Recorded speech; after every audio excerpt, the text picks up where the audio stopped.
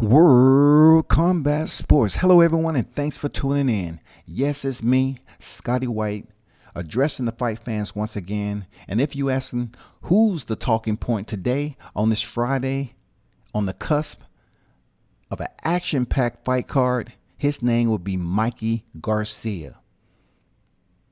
So, in recent events leading up to his unification bout, which is very important to the careers of both fighters, those being Mikey Garcia and Robert Easter Jr. Mikey Garcia, a 4-division world champion, and guess what?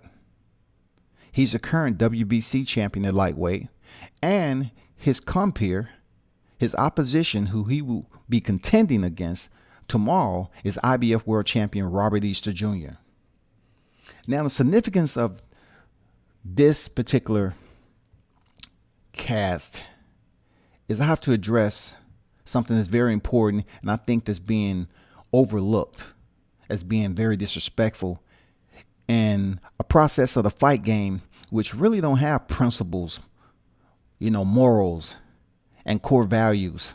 This is the hurt business, the sweet science. There's no template to one particular fighter and how they should go about business. Everybody's style realistically is different. There's disparities in every fighter, from the way they throw a jab to the combinations, their defense, any and everything you can associate with the package of success. It all differs. But let's talk about Mikey Garcia's declaration to place energy and overshooting the goalposts before he's able to consummate a victory over Robert Easter Jr. And that's calling out current IBF world champion title holder Errol Spence Jr., who is currently campaigning at the 147 welterweight division. Is he wrong? Let me know.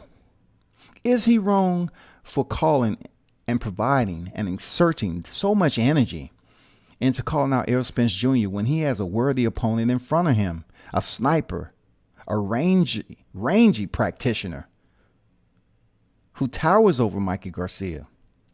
If you was watching the face-off, Mikey Garcia didn't stay, in a long stare down with Robert Easter Jr. because he probably knows that people are going to look at it and say, well, Robert Easter Jr., he's just, so tall, and he towers over Mikey Garcia. So at this point in time, Mikey Garcia has been on the big stage anyway. He's faced some tough opposition. But his main opposition to date, the toughest on his ledger, is Adrian the Problem Broner. Has he ever faced a fighter as tall and rangy as Robert Easter Jr.? Let's take note on something. It's okay in the hurt business to have bravado, persona, all the brash sentiments that make a fighter who they are. There's people who are tremendously good at trash talking, and there's others who try so hard to the point where they just don't perform and live up to the hype. Take this for instance. I think overlooking your opponent and making a declaration in the media each and every time that you're asked about the upcoming bout with Robert Easter Jr., you're addressing past the goalposts and saying, I'm looking forward to Errol Spence Jr. It's very disrespectful in a lot of ways, no matter how you view it on ground level or panoptic assessment. It's still bad. And you might, Mikey Garcia, you might have allowed Robert Easter Jr.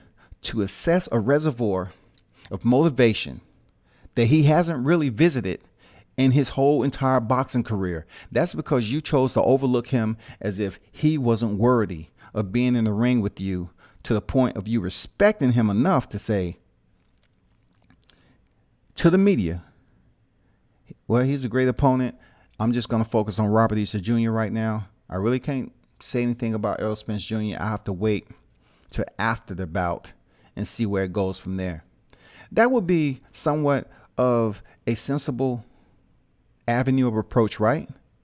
Being that you just kind of like humble yourself a little bit. But once again, we are talking about the hurt business. We're talking about the sweet science, and a lot of back and forth trash talking goes on. But this is a different type of trash talking. It's different when you're saying, your opponent ain't shit. You're going to go in there and knock him out in this particular round. You're going to cause him, you're going to punish him. Just the regular hoopla that you hear betwixt fighters that they retread on each and every time to promo about. We've heard it all before, right? But it's a difference when you kind of come around to the medium, the cul-de-sac, right?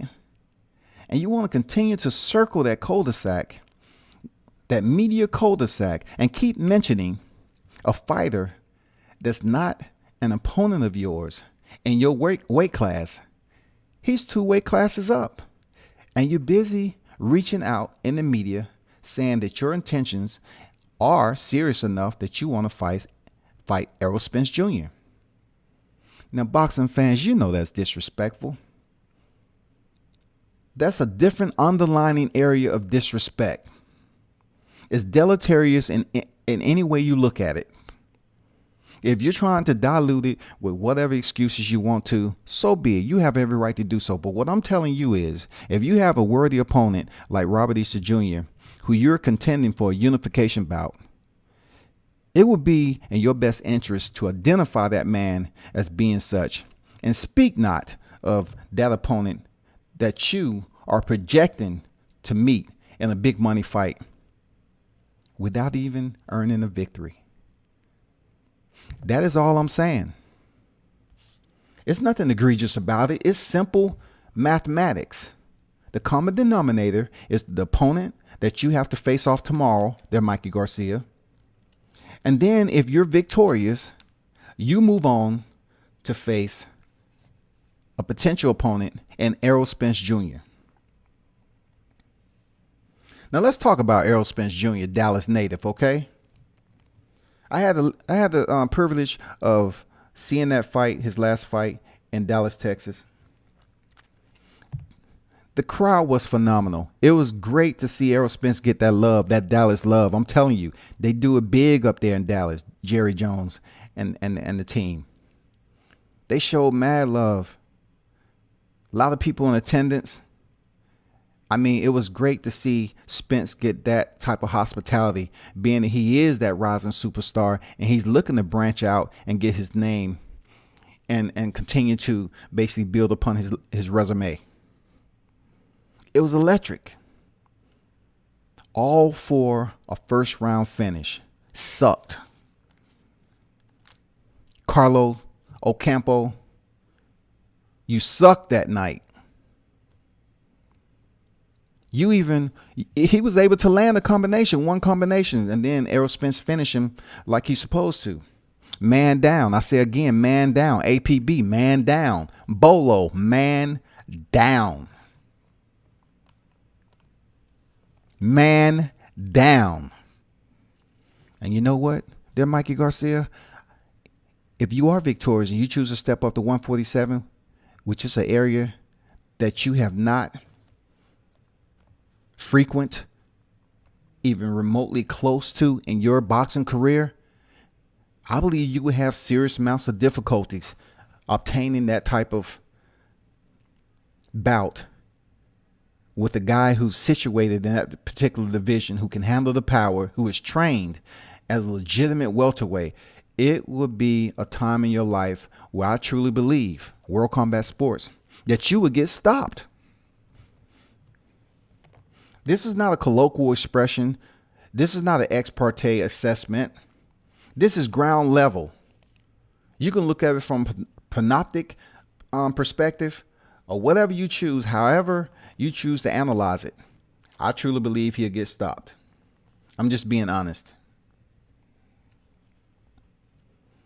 This is media, right? You don't have to believe it.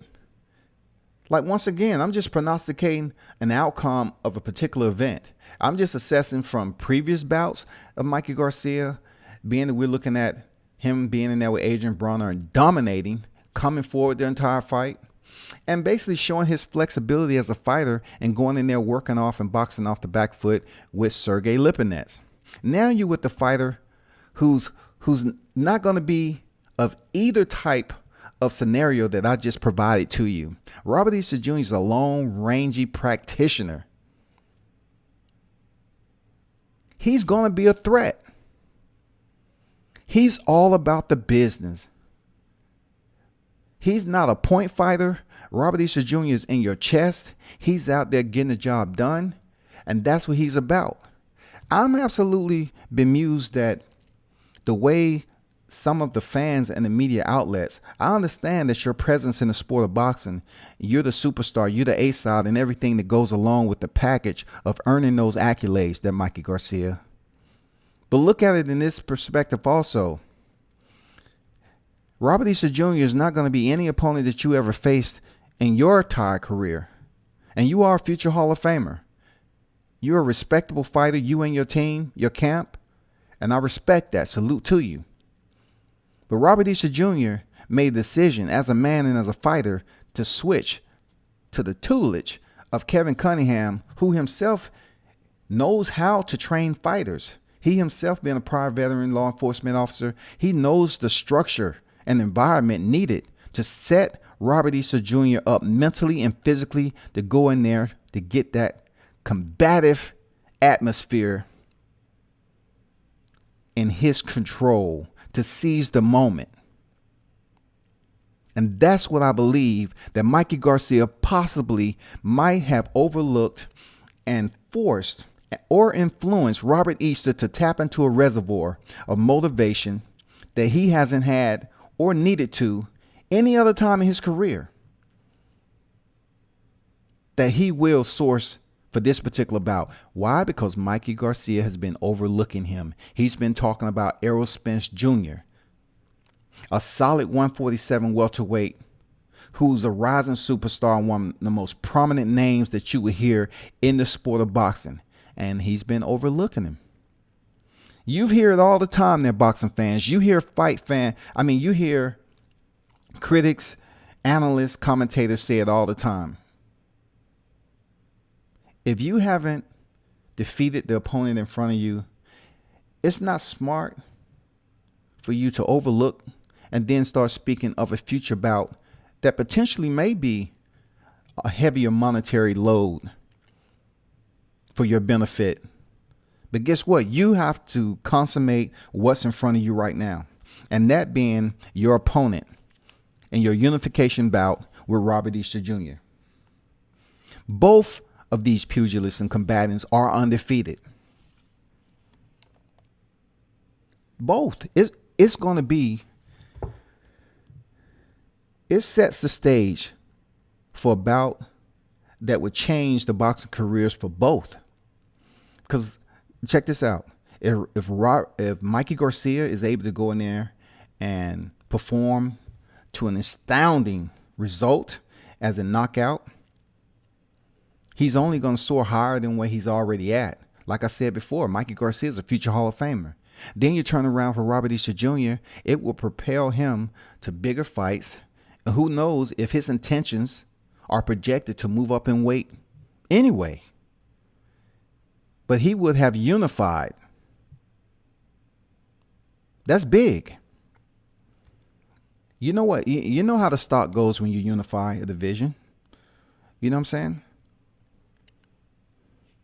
It's definitely going to be pluses and minuses, and it's all about who take full advantage of the plus.